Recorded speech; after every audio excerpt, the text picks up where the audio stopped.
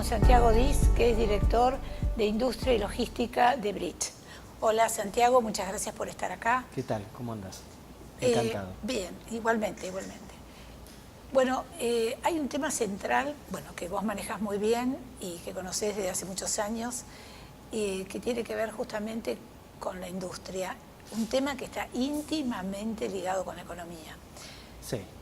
Es interesante saber qué es lo que está pasando. Sabemos que la situación no es de las mejores, pero a pesar de eso, ¿qué hacen las empresas, qué hacen las industrias para salir adelante y tratar de encontrar una solución a toda la temática que tienen que enfrentar? Sí, claramente de un año hasta ahora han pasado muchas cosas en la Argentina a nivel económico y eso obviamente se refleja en todos los mercados, especialmente en la industria que, como bien decís, está muy ligado al devenir económico. Lo que hoy se está observando es que, digamos, el volumen, la cantidad de operaciones, de búsquedas que hay en el mercado ha disminuido considerablemente comparado con otras épocas de la Argentina, pero obviamente sigue habiendo posibilidades y operaciones en danza, ¿no? Por un lado, grandes empresas en épocas de crisis creo que buscan la posibilidad de optimizar recursos, entonces, quién sabe, plantean unificar distintos sites productivos en un solo lugar y de esa manera tener ahorros, ya sea en seguridad, en supervisores. Cuanto menos lugares tenés menos recursos asignados. Claro, vas achicando. Vas achicando estructura y también un poco lo que se dio en muchos mercados y en industrial también es que las rentas históricas de los inmuebles industriales a partir de la escalada del dólar ha caído, con lo cual quizá hoy se puede mudar a un lugar pagando menos de lo que están gastando en distintos lugares en los que están ubicados. Generan un ahorro, digamos, por la nueva situación. Y por otro lado, y ya tras un año casi de que empezó la crisis en marzo pasado, lo que se ve es que se están apareciendo oportunidades también, de la coyuntura. Esa es la otra cara de la moneda, ¿no? De las crisis que genera oportunidades, como se dice habitualmente. Gente que después de un año está en una posición que se tiene que desprender de activos ociosos o no, digamos, y se baja de su expectativa de valor y para ese mercado obviamente que hay compradores ávidos de comprar en precios de oportunidad, ¿no? Claro. Existen los parques, hay gente, digamos, pero hay empresas que hace muchos años que están en esos lugares instalados. Están creciendo, son los mismos, hay empresas que se van de esos parques a otros más, digamos, que no son tan onerosos o se mantienen allí, porque achicar, digamos, el espacio es imposible porque vos tenés una cantidad de metros cuadrados dentro de un parque que están destinados para una determinada empresa. Entonces, movilizar todo eso también me imagino que es un gran costo, ¿no? Mudarse. Sí, obviamente mudar una industria es muy pesado porque no es solo los costos de la mudanza en sí, sino el costo de instalación de la maquinaria, las bajadas de servicios para las máquinas. Realmente uno lo piensa, cuando pensás en mudar una industria, yo siempre le digo a los clientes que si estás haciendo esto cada 10, cada 15 años te equivocaste, porque uno lo tiene que pensar a largo plazo y ya cuando te mudás prever el crecimiento de la operación futuro y demás como para estar ahí muchos años. Claro. Obviamente los parques han tenido un crecimiento muy interesante en la Argentina, sobre todo en los últimos 10 años. Ha crecido el inventario de parques industriales con nuevos proyectos, con más lotes a la venta en distintas ubicaciones. Zona norte es como la más preferida, pero también en zona oeste han aparecido muchos parques, en zona sur. Sí.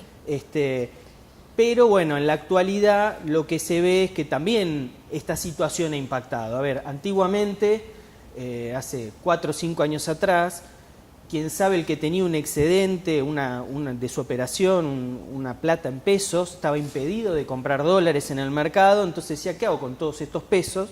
Si uno los guardaba en un cajón, se perdía el poder adquisitivo de esos pesos, y se vio un movimiento que era comprar un lote en un parque industrial, de a poco ir construyendo una fábrica. Obviamente esa situación cambió. Hoy las empresas pueden con sus ganancias comprar libremente dólares, girarlo al exterior a sus casas matrices y demás. Y obviamente que se haya enfriado la economía del consumo sobre todo, ha generado que la demanda un poco ha mermado un poco. en Sí, los sí, parques claro. industriales, ¿no? Pero, digamos, mudanzas o, digamos, empresas que se mudan, no, porque eso es a mí me parece que debe ser muy complicado. Sí, y aparte una vez que en realidad lo que se da es el proceso inverso, que es la mudanza de la industria que estaba en una zona, pongámosle Barracas, Parque Patricios, y necesariamente se tiene que ir a trabajar un parque industrial, porque está teniendo problemas con los vecinos. Ya parar camiones en la calle y desconsolidar un container, además de ser peligroso por un tema de seguridad, está prohibido por la Sí, sí, municipalidad. claro. Entonces te empieza a generar conflictividad con vecinos. La misma municipalidad, en algunos casos, alienta a que vos Sí, te sí, mudes claro. también. Claro. Y la verdad que hoy pensar en una industria, desde la génesis lo tenés que pensar en hacerlo en un parque industrial. Hay muchas... Porque es el mejor ámbito. ¿Hay espacios obsoletos todavía? Mira, Sí, sí, montones. muchos. Montones. Que ya no tendrían, digamos, un sentido de su existencia. Aparte son poco eficientes. Claro. Lo que se genera con una industria que nació, vamos a poner por ejemplo en Munro, en la localidad de Vicente López, es que empezó una industria chiquita, compró una fabriquita, con los años fue creciendo, compró la fábrica de al lado, compró la casa de atrás, le compró al vecino de a la vuelta, entonces fue creciendo por etapas. En ese crecimiento se hace un crecimiento desordenado porque te encontrás que tenés un inmueble con muchos recovecos, el layout no es fácil para operar. Seguramente. En algunos casos hasta tenés diferencias en el nivel de los pisos. Quizá la parcela que daba a una calle tenía un nivel y la otra 60 Claro. centímetros más elevada. Entonces eso genera que uno se va acostumbrando a operar de esa manera, pero tenés una operación ineficiente. Irte a un parque industrial o a un centro logístico o y partir de la base de un terreno pelado y de ahí construir tu ideal de planta, digamos, proyectarlo y llevarlo a cabo, te genera muchos ahorros, mucha eficiencia Tenés operativa. todo ahí, tenés Mucha todo. eficiencia operativa. Claro. Por eso que no tendría mucho sentido, digamos, que se mantengan esos espacios que, como decís, son ociosos y además han quedado obsoletos porque no tienen ningún sentido estar en esos lugares, ¿no? Sí, para las empresas no es muy favorable. No, y también son muy difíciles de vender, como lo que hacemos nosotros, que somos brokers. Es muy difícil, ¿por qué? Porque el que está ya está acostumbrado a operar ahí, con los problemas y las limitaciones, pero el que viene generalmente busca un paso superador a lo que tiene y difícilmente lo encuentre en un inmueble así, digamos, adaptado. Entonces, lo que se da, y dependiendo de la situación, es que te encontrás en una zona que antiguamente era industrial hace 20, 30 años, que hoy tiene vecinos residenciales por todos lados. Y eso entonces, tampoco puede... No. Necesariamente ahí uno se empieza a plantear, ¿es este el uso adecuado de este inmueble o hay que reconvertirlo? Claro. En muchas zonas de Buenos Aires se ha dado, por ejemplo, en Vicente López. Vicente López cada vez arrincona más el partido a las industrias del otro lado de Panamericana, de Munro, digamos Villa Martelli para allá. Las industrias que estaban de la Panamericana para este lado, en Olivos, hoy se han reconvertido esas estructuras, en muchos casos aprovechando la misma estructura, en multifamiliares de residencial. ¿Y qué está pasando, por ejemplo, con los depósitos? Y digamos, y también lo que está vinculado, de depósitos vinculado con la logística, ¿no? Porque eso también, ese es otro tema, ¿no? El espacio donde guardar, los lugares que también en una época eran obsoletos y bueno, se fueron quedando atrás y bueno, también se fueron reconvirtiendo. Sí, la logística, y más en una época así, busca eficiencia, ahorros operativos. Y eso se da, en muchos casos, mediante un replanteo general de la operación. Como te decía antes, tenemos 3 centros de distribución ubicados en zona oeste, zona sur, en capital. Bueno, a ver, unifiquemos dónde está nuestro baricentro logístico, digamos, dónde está nuestro núcleo principal de demanda. Hagamos uno ahí, cerca, quizá poner uno en las afueras y tener un hub acá en capital. Se está hablando mucho de e-commerce, viste, en el último tiempo. Bueno, muchos lo que hacen es tener un gran centro de distribución en la zona norte, por ejemplo, en el Triángulo de Malvinas Argentina, el Triángulo de San Eduardo o en Tigre, y tener quizá un hub más chico, logístico, en capital, para la entrega, que la entrega sea en poco tiempo, ¿no? Me parece que es un momento ideal, a veces yo hablo de esto en las redes, de tratar de buscar las eficiencias operativas, porque realmente cuando uno de repente, en vez de tener que pagar guardia para 3 lugares distintos, pagás guardia para un solo lugar, tenés un ahorro muy sustancial. Y se puede concentrar en ese lugar y hay una distribución. Y mismo la logística a lo largo de los últimos 20, 30 años ha madurado muchísimo. Entonces hoy ya no están para irse a operar a cualquier depósito bajo. Digamos, hoy se buscan instalaciones tipo premium, con poca densidad de columnas intermedias, con alta densidad de racks, de estanterías por metro cuadrado, y todo eso hace a tener una operación más eficiente, ¿no? ¿Qué está pasando con los precios, por ejemplo, los costos? Bueno, ¿no? los precios... En esos casos, por ejemplo. Hoy lo que se ve es que se amplió la brecha entre la oferta y la demanda, sobre todo en el mercado de venta, ¿no? Por un lado tenemos a la gente, al dueño de la propiedad, del depósito, que históricamente tenía un valor en su cabeza y decía, mi depósito vale este dinero. Y por otro lado tenés a la demanda, que tiene disponibilidad de dólares y que quiere comprar bajo una situación de oportunidad, como le dicen ellos, ¿no?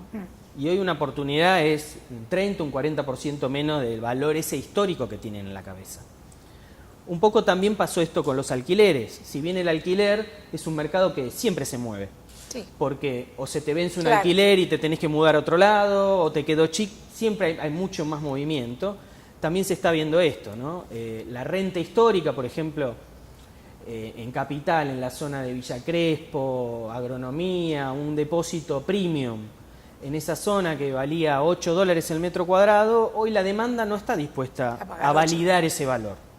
Y ahí la gran discusión es con los propietarios, ¿no? Claro, que no quieren bajar y los otros no le quieren pagar. La expectativa histórica que tienen de decirme, Santiago, yo alquilaba este depósito a $8 hace 3 años atrás, y yo explicarle que ese mercado no existe en este momento. ¿Cuánto bajó la rentabilidad más o menos? Y yo te diría que un 30% tranquilamente. Es bastante. Sí. Pero ¿qué pasa? Pero bueno, en algún punto van a tener que acordar, ¿no? Porque está bien, no vale $8, pero tampoco valdrá 2. Digo. Mira, afortunadamente muchas veces me escuchan. Cuando uno va la primera vez a reunirse y les muestra comparables de la zona, les muestra transacciones representativas, le cuenta lo que era la historia y lo que es la realidad actual. En otros casos, para mí es un desgaste para ellos, porque de repente te dicen, no, bueno, yo te doy igualmente el galpón, pero publicámelo en $8 y yo, compromiso más, compromiso menos, se lo puedo tomar y trabajar, pero después de 3, 4 meses de que no tenés resultado, necesariamente yo le hago un informe de gestión en el cual le digo, mira, llamaron 15 personas, 10 objetaron el precio, mira estos comparables nuevos. Tarde o temprano la realidad y la necesidad los va poniendo en el mercado nuevamente, porque tener un depósito vacío 6 meses es muy caro. Es una gran pérdida. A nivel ABL, inmobiliario, ni hablar si tenés que ponerle guardias para que no lo intrusen. Puede pasar, digamos, que se pueda reajustar, suponiendo que el momento cambie, las circunstancias son un poco mejores, entonces si durante 6 meses el precio fue tal, pasando esa situación puede aumentar y pueden volver a acordar entre las partes, que siempre es lo mejor, ¿no? Sí, exactamente. Se pueden buscar opciones como que entre con un primer valor inicial medio deprimido para lo que era el histórico, pero acorde a lo que es el mercado actual, y después quizá el segundo año tener algún tipo de actualización más fuerte. Con los parques pasa lo mismo, digamos, con las búsquedas de plantas para en alquilar hoy o para lo que comprar. se ve es que hubo este proceso que yo te contaba de la pyme comprando una tierra y haciendo una planta, no siempre terminó en que se mudó la pyme al parque, quizá terminó la planta y la planta está vacía en el parque, y hoy lo que se ve en el mercado es que hay mucha cantidad de naves en ofrecimiento, en alquiler dentro de los parques. Si había oferta. Sí, cosa que en otra época no encontrabas un espacio, ahora, ahora hay. Tal cual. Yo siempre le digo a los clientes, si hace 8 años atrás vos me pedías que necesitabas 10.000 metros cuadrados en alquiler, yo quizá te podía presentar 2 o 3 alternativas, y a veces con suerte de que fueran en el mismo lugar los 10.000 metros cuadrados. Hoy yo te puedo presentar muchísimas más. Y tiene que ver con, primero con el gran crecimiento que hubo en el mercado. A ver, en el 2009 hice el primer informe de centros logísticos premium en la Argentina. Había un inventario de 700.000 metros, metro más, metro menos. Hoy hay 1.700.000 en 10 años. Claro. el inventario ha crecido, se ha hecho una tarea de evangelización para que se sumaran nuevos inversores. Históricamente la inversión en logística, en centros logísticos, en industrias para alquilar y demás, era gente, yo digo, del palo, ¿no? Eran sí. o gente que tenía logísticas o que eran industriales de toda la vida, que conocían el paño. Claro. En los últimos años esto fue variando y se sumaron nuevos inversores, quizá no tan del mercado, inversores que antes se invertían en oficinas, en locales, se sumaron para invertir en naves logísticas. Y generalmente lo que se hizo fue hacer naves grandes. Estoy hablando de naves de 2.500 metros en adelante. Sí, sí, claro. Entonces, cuando un mercado se te enfría y la demanda de escala grande, las grandes empresas de la Argentina se achican o, digamos, hacen un poco la plancha para que pase este momento, es difícil encontrar pymes que tomen tantos metros, claro. ¿no? Y un poco para ir cerrando la nota de la idea de cómo va a evolucionar, bueno, igual estamos recién en abril, ¿no? Pero ¿cómo crees que en los meses siguientes, si hay una mejora, aunque sea leve, cómo puede ir evolucionando? Aparte, digamos, en estos casos, este rubro, digamos, es un poco lento, tanto para reaccionar para un lado o para el otro, ¿no es cierto? Entonces, tampoco que es el más lento de claro, todos los rubros. El cambio no es inmediato, siempre tarda un poco, pero podría haber una mejora. ¿Y vos lo ves que eso es posible? Mira, los años eleccionarios, históricamente, y más para presidenciales, son difíciles en el mercado industrial. Porque sobre todo cuando no hay una expectativa clara de qué va a pasar.